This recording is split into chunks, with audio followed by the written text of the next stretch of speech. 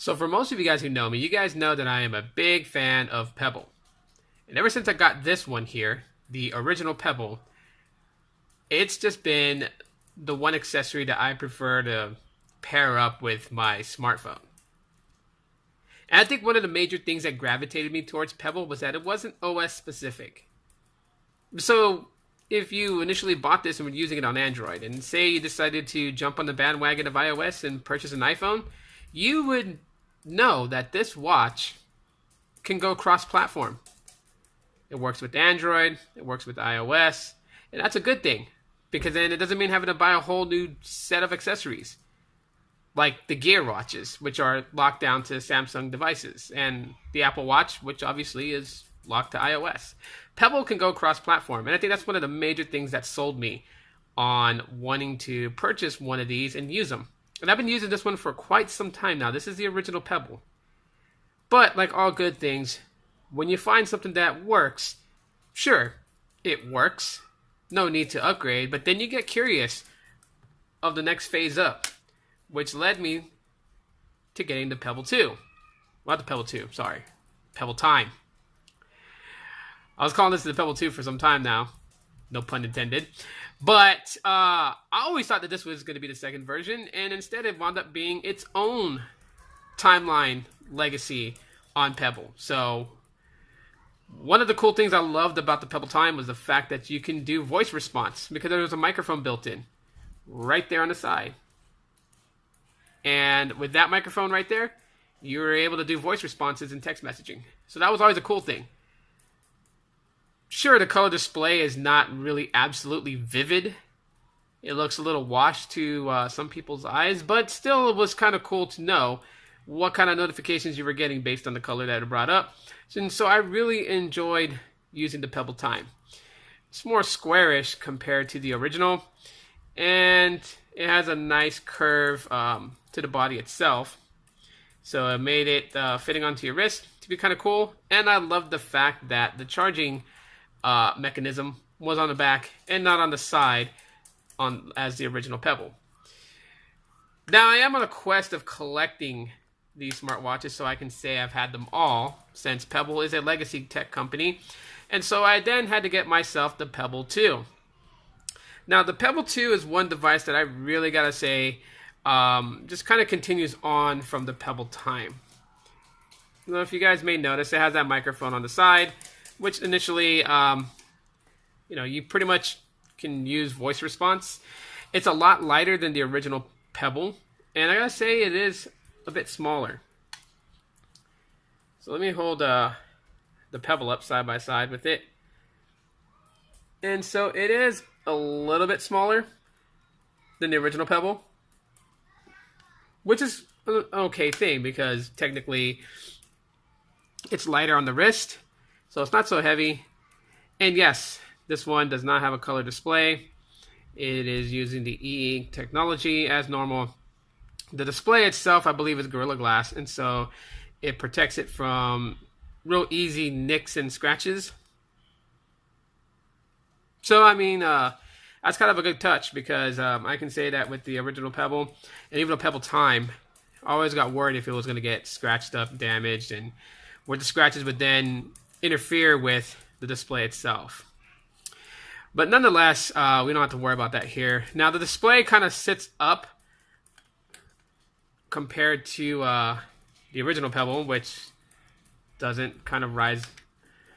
You guys can see the display sits up on the Pebble 2. And so at first I thought that was going to be an issue until I found out that it has a Gorilla Glass display. So then to me it was just never anything of like, okay, well, I mean, you can still damage this if you purposely like smash it on the ground, and yes, of course you're going to damage it. But from like everyday usage, accidentally nicking it on the door, against the wall or something, you don't have to worry too much about that. And again, as I mentioned, it is very lightweight. So when strapped onto my wrist, it's almost as if it's not even there at all whatsoever. With the display itself, yes, it's not a touchscreen display, but I prefer my watches not to be, as I don't need my fingers constantly brushing on it and accidentally opening different things that I never intended it to open. So using these three buttons on the side right here to navigate, you have your down, your select, and your up. and then on the left side of it, you have your back button. You know, it's one thing that, you know, just works for me. It just works. I don't need it to be touch. The buttons for navigating is just fine.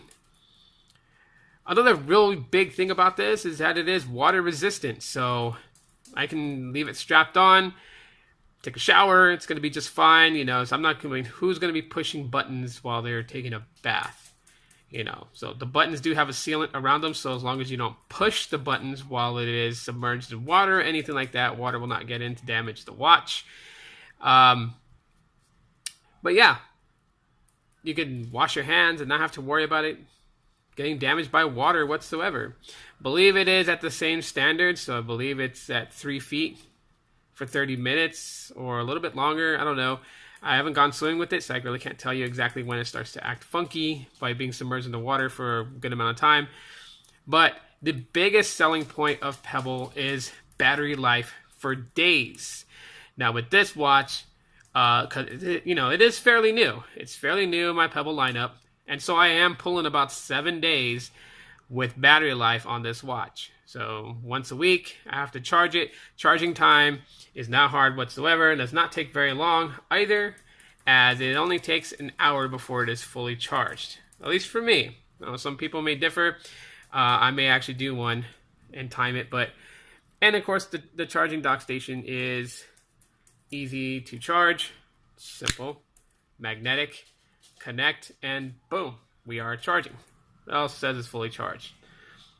So I'm actually happy to have this watch in my lineup. I am looking to get the Pebble Time Round, and I'm also looking to get the steel version, so the Pebble Steel Original and the Pebble Time Steel are the ones I want to grab.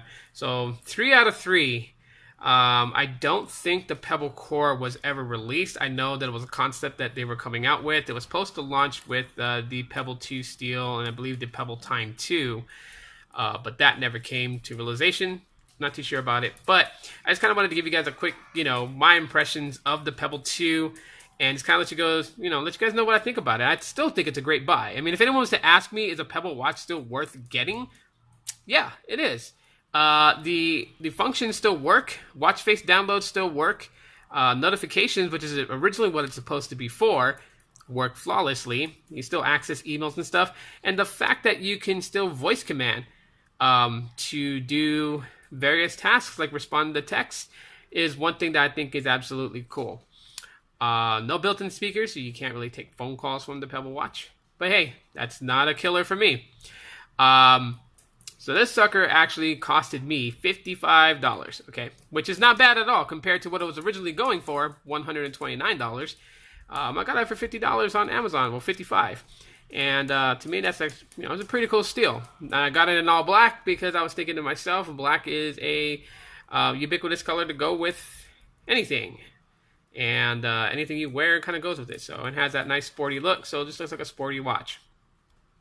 Anyways, guys, that's my impressions of the Pebble 2 watch. If you guys have any questions or concerns about this device, leave comments to let me know. Leave questions down there as well, and I'll answer them.